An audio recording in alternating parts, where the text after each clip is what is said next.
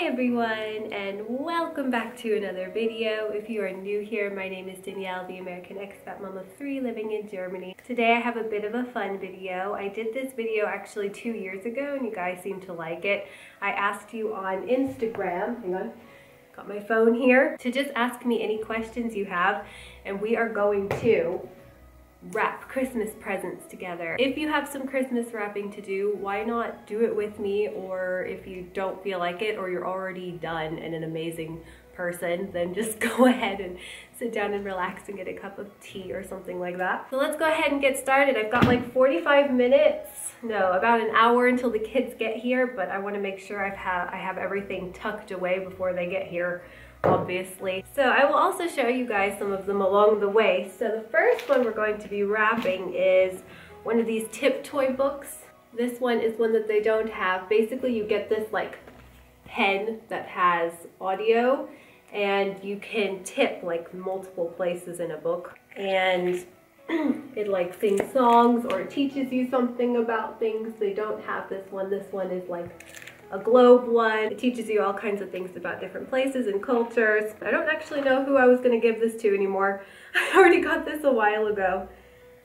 I don't know. We'll see. Let's just go ahead and wrap it. First of all, I got actually a pretty juicy question, which I wanted to start with because I felt like this was probably going to end up being the title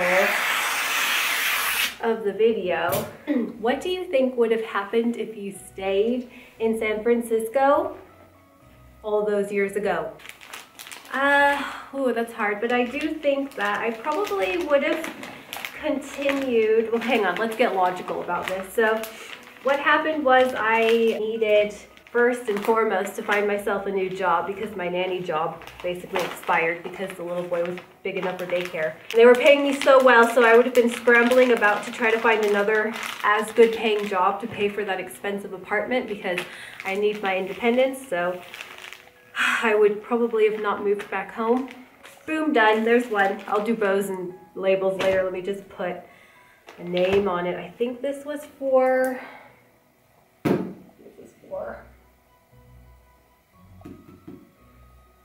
I think this was for Darian. Oh my god, does any pen work?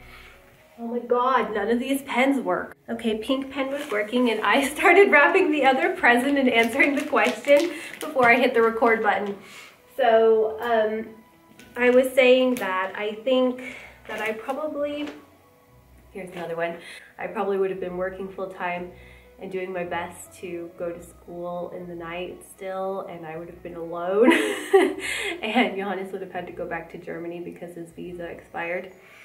And obviously I wouldn't change anything, but yeah, I think that I would have probably been pretty down, really worked. I tried studying a couple of other things, like trying to pick my direction when I was in community college.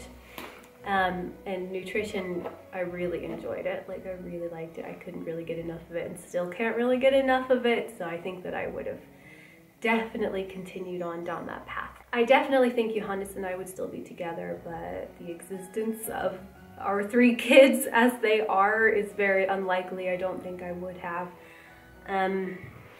considered having kids at such a young age, especially in America. It just seems really difficult, and I think especially being in America I would be focusing more on myself. Like when I came to Germany I was a bit unpreoccupied for a little while, so I had time. There was all of this funds to make it possible. I'm pretty happy with how everything ended up. Like, have my 3 wonderful kids and my 3 healthy pregnancies, being able to travel. Pretty happy about that. And there's always time for more. Okay, so the next one is another game, and this is pretty weird. I'm wondering about this. I saw this just at our supermarket, and I thought it could be a fun family game. It's like a lie detector test. This could be a little bit controversial, actually. This could get ugly. I don't know how it works exactly, but we'll see. It comes with like a proper machine that's probably supposed to pick up like if you pause for a long period of time or a rapid heartbeat or something like that, like a usual lie detector test would work. and I think it'll be a fun game to play. It comes with cards and questions to ask, but I'm sure you could also ask your own questions. So I'm excited to play that. Maybe that'll be our Christmas Eve game. You guys know we always play a family game or a couple on Christmas Eve. Gotten through one question. Wow, we are making some serious progress here. What would be your ideal Christmas gift 5 years ago and now? Okay, 5 years ago. How old was I? What was I doing 5 years ago? I don't know, but I'm always kind of generally the same in terms of, oh, this paper is really fragile. Be careful with the corners. Shit! Paper is really, really thin. Okay, sorry. Swearing Santa. How did I already go through so much tape? Need more tape. So I'm always kind of the same. Come on, I hate German tape. Let me just go on a rant for a second. German tape sucks. American tape is so much better. Your tape dispensers are awful, all of them. And yeah, you guys make a lot of really cool things, but tape is not one of them. American tape is better. Okay, so I'm generally always quite the same when it comes to what I like to have for Christmas. I don't usually have anything like an object in mind. I'm an experience kind of person. So it probably won't be happening this year because of the situation. But we used to go to, like, Johannes would get me like a hotel getaway or something like that. Like, usually find like some pretty good deals around after New Year's, like February. And you can like do like spa. One year I decided to opt out of any presents because we paid for flight tickets to Fuerteventura. I'm an experienced person. When you ask me what I want for Christmas, I never know what to say. I'm just like, I don't know, I just want to go somewhere. That would be my ideal Christmas present. My ideal Christmas present would be a trip to the UK. But we probably will do that anyway at some point, like in the summer again. Also, I really wouldn't mind being gifted like a game or something like that, like especially a trivia game or just something fun to play. I love to talk, quite the chatterbox. That's why I make these videos, because eventually people in my real life have enough. So I find other people, which by the way, I put on Instagram you guys to ask me your questions, but I think you guys know about every freckle by now, at least all the ones you want to know about. So not that many people ask questions. They're like, we already know a lot. Okay, Santa, that one's cute. Okay, next. When are you coming to the US? We need to meet. Oh, we do need to meet. I know who wrote me that. We talk a lot on Instagram.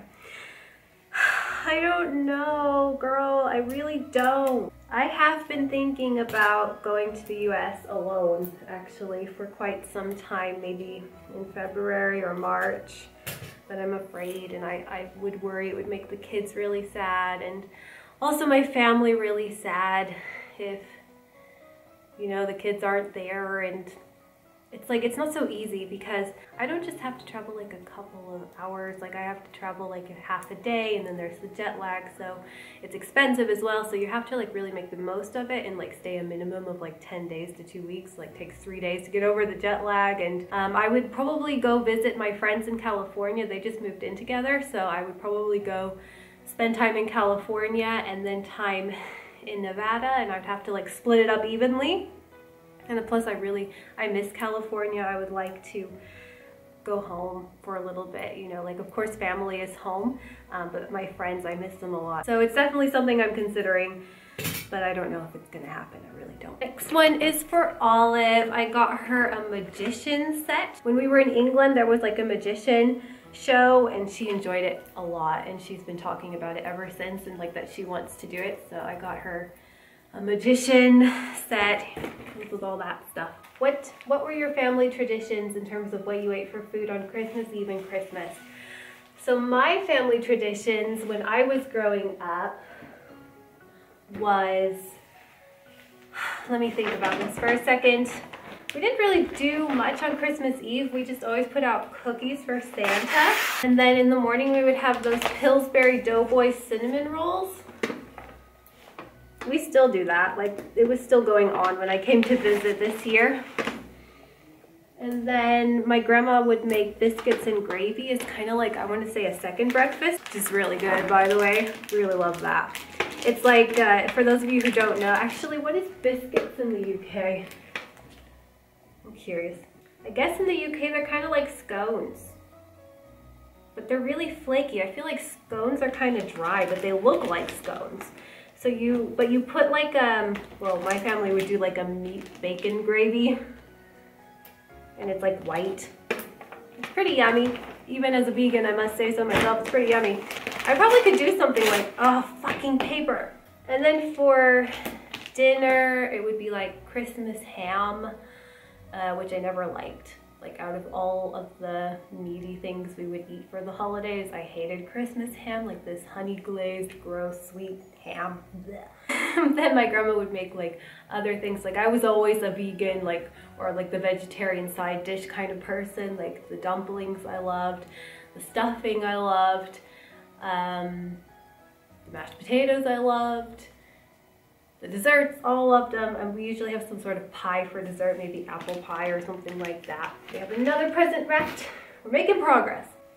Okay, next present is also for Darian, and this is a streetcar.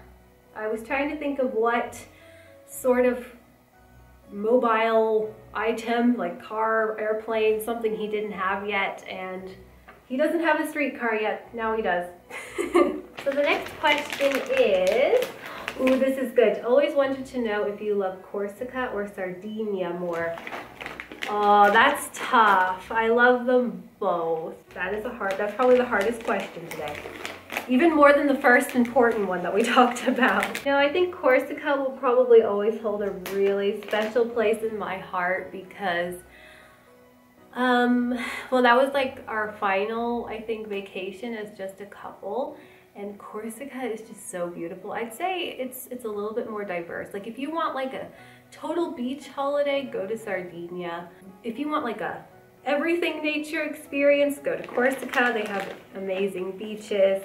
They have mountains. It's a little bit more diverse and a little bit less touristy, I would say. I think Sardinia is more touristy. It's like a beach bum kind of holiday. There's beautiful places to go, and I love that sand dune beach that we go with the kids. It's like perfect because there's this village really close to that beach, and so it's really easy access and like super beautiful.